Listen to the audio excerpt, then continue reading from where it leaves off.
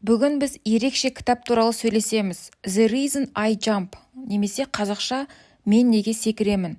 Авторы Наоки Хигашида. Бұл аутизммен өмір сүретін 13 жастағы баланың жүрекке жететін хаты.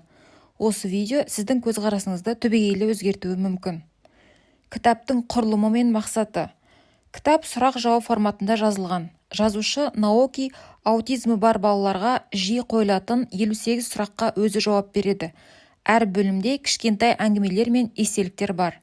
Кітаптың басты мақсаты аутизмі бар балалардың ішкі әлемін түсінуге көмектесу. Ата-аналар мен айналадағы адамдар баланың не ойлап тұрғанын білмеген кезде біз өте жалғыз боламыз, дейді Наоки. Бұл кітап сол үнсіздікті бұзу үшін жазылған. Аутизмі бар баланың ішкі әлемі. Көп адамдар алдымен бүтін нәрсені көреді, ал мен керісінше әрбір ұсақ детальді біртіндеп жинап, кейін барып жалпы көріністі елестетемін. Наокидің айтуынша, ол өзін кейде қуыршақ сияқты сезінеді.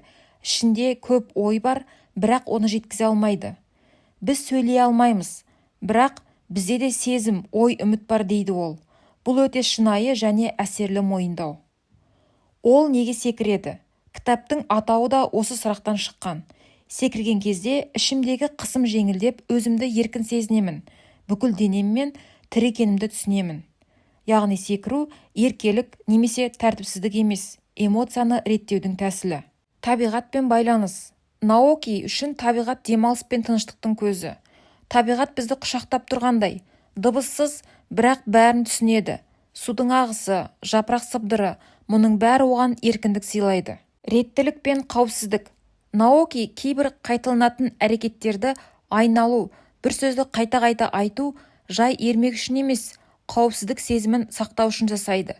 Тәртіп пен жүйе мен үшін қорғаныш.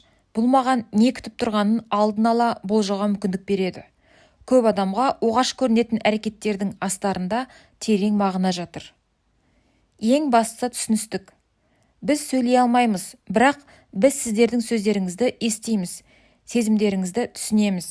Біз сіздерден үміт үзбеген кезде ғана өзімізден де үміт үзбейміз. Егер сіз бізге сенсеңіз, біз де өзімізге сенуді үйренеміз. Бұл сөйлемдер жүректен шыққан, әрбір ата-анаға, мұғалімге, қоғамға бағытталған үндеу іспетті. Қорытынды және ұсыныс.